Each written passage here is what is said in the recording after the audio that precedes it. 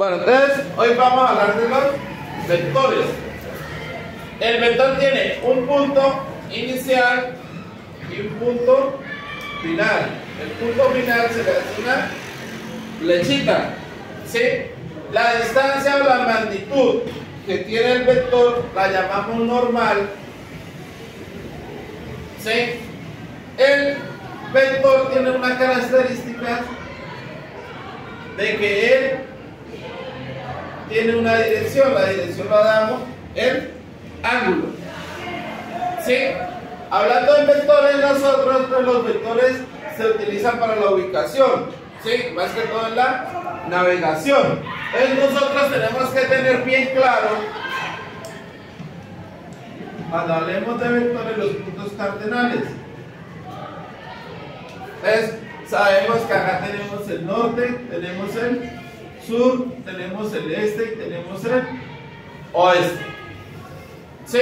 Entonces, si yo digo que va al norte, va hacia arriba, no hay ni al norte, al sur, al este o al oeste, no hay ningún inconveniente, ¿sí? El inconveniente está que cuando nosotros digamos que, por ejemplo, el vector se dirige al noreste, ¿ves? Al noreste quiere decir que va entre el norte y el este. Va el vector aquí y debo de dar el ángulo. ¿Qué ángulo? ¿Sí? ¿Ves? Noreste, sureste, suroeste,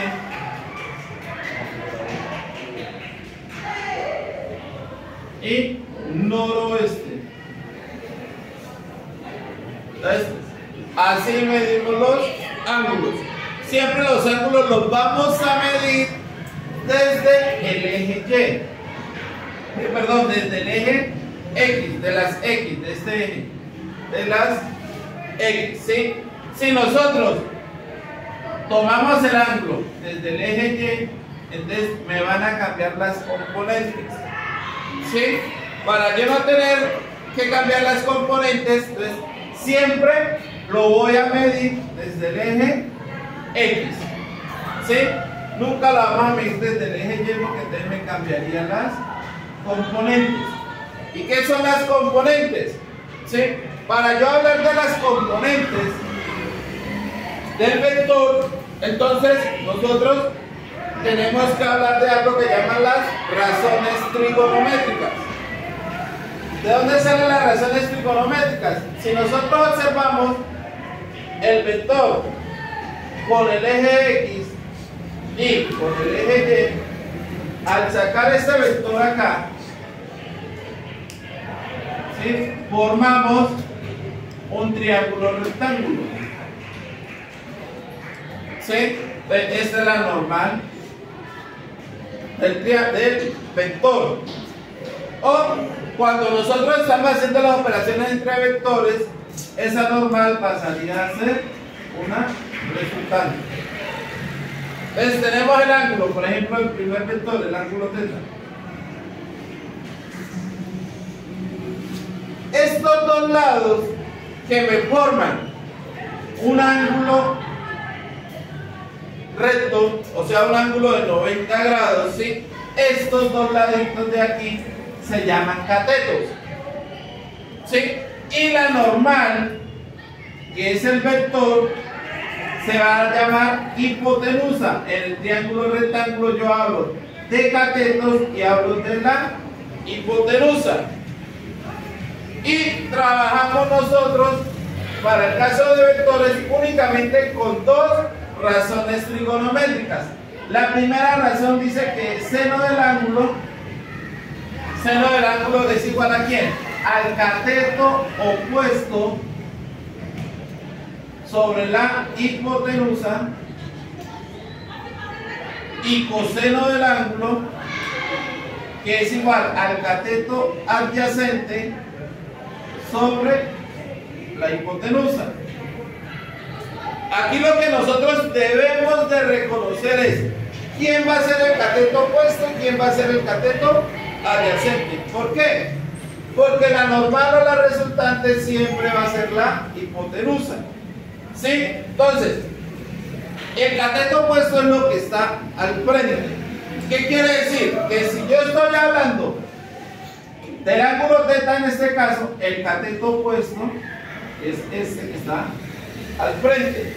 ¿Sí? Y si está al frente del ángulo y lo llevamos nosotros acá al plano cartesiano, este eje, el opuesto, ¿quién viene siendo? Viene siendo el eje Y. ¿Sí? Entonces, cateto opuesto va a ser Y. Y el cateto adyacente es el que está al pie del ángulo. ¿Sí? Cateto adyacente.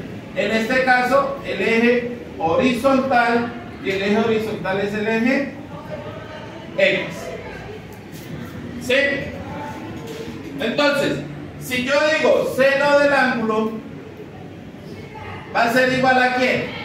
Al cateto opuesto. ¿Quién va a ser el cateto opuesto? Y sobre la hipotenusa. ¿Y la hipotenusa quién es? La hipotenusa es la normal. ¿Sí? O el valor que me dio la magnitud del vector. Entonces, si yo reemplazo a Y porque necesito calcular cuánto vale el cateto opuesto, despejando, entonces Y va a ser igual a la normal que está dividiendo, pasaría a multiplicar la normal por seno del ángulo. Ahora, si vamos a hallar coseno del ángulo, pues coseno es igual al cateto adyacente. ¿Adyacente quién es? X, la componente X, ¿sí? Sobre la hipotenusa, que es la normal. Lo mismo, despejando X, X va a ser igual ¿a quién? La normal que está dividiendo pasa a multiplicar la normal por coseno del ángulo. Entonces, estas serían las componentes vectoriales. ¿Sí? Entonces, como a mí me dan el valor del vector, el valor del vector también yo lo puedo decir como V. ¿Sí? Entonces, la componente X del vector va a ser igual al vector por coseno del ángulo. Y la componente Y del vector va a ser igual al vector por seno del ángulo. Entonces, aquí tendría yo las componentes para el vector, tanto la componente X como la componente Y.